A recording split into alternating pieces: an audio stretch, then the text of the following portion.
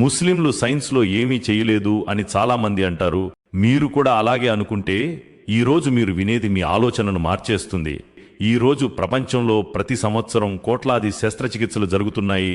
Appendix, heart bypass, C section, ఇవన్నింటిలో ఉపయోగించే శస్త్రచికిత్స పరికరాల పునాది ఎవరు వేశారు?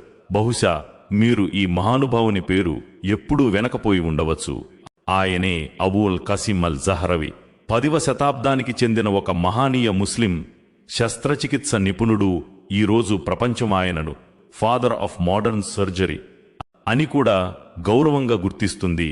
ఆయన తన జీవితంలోని 50 సంవత్సరాలు వైద్య సేవ మరియు పరిశోధనలో గడిపారు. అల్ జహరవి శస్త్రచికిత్సను ఒక క్రమబద్ధమైన శాస్త్రంగా తీర్చిదిద్దారు. 200 కంటే ఎక్కువ శస్త్రచికిత్స పరికరాలను వివరించారు. ఫోర్సెప్స్, స్కాల్పెల్, రిట్రాక్టర్స్ వంటి పరికరాలను మెరుగుపరిచారు. గాయాలను కుట్టడానికి క్యాట్గట్ షూటర్స్ వినియోగాన్ని వివరించారు. కాటరైజేషన్ విధానం మరియు వివిధ ఆపరేషన్ పద్ధతులను విశదీకరించారు. ఆయన ప్రసిద్ధ గ్రంథం కితాబ్ అల్ తస్రీఫ్ లిమన్ అజజ అనిల్ తలీఫ్, ఇది 30 సంపుటాల వైద్య విజ్ఞాన సర్వస్వం. ప్రత్యేకంగా దీని చివరి భాగం శస్త్రచికిత్సకు అంకితం చేయబడింది. అక్కడ మొదటిసారి step by step surgical procedures వ్యవస్థీకృతంగా వివరించబడ్డాయి. ఇది కేవలం ఒక కథ కాదు, ఇది ప్రామాణిక చరిత్ర.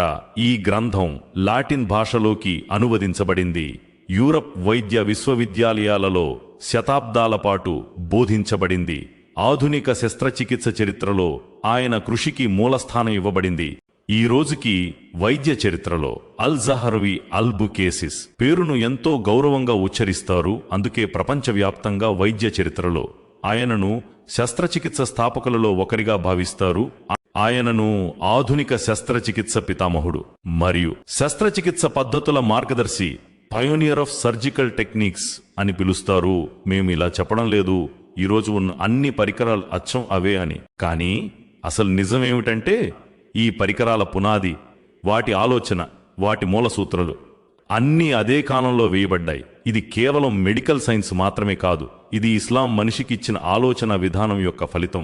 అల్లాహ్ ఇలా సెలవిచ్చాడు, ఎవడు ఒక ప్రాణాన్ని రక్షించనో అతడు మొత్తం మానవజాతిని రక్షించినట్లే. అంటే ఒక ప్రాణాన్ని రక్షించడం ఇస్లాంలో అత్యున్నత లక్ష్యాలలో ఒకటి. ప్రవక్త ముహమ్మద్ సల్లల్లాహు అలైహి వసల్లం ఇలా చెప్పారు, అల్లాహ్ ఏ వ్యాధిని పంపలేదు కాని దానికి చికిత్సను కూడా పంపాడు. అంటే చికిత్సను అన్వేషించడం, మానవ సేవ చేయడం ఇవి కూడా ఆరాధనలో భాగమే. ఈ విషయాన్ని ప్రజలకు చేరవేయడం కూడా మీ బాధ్యతే.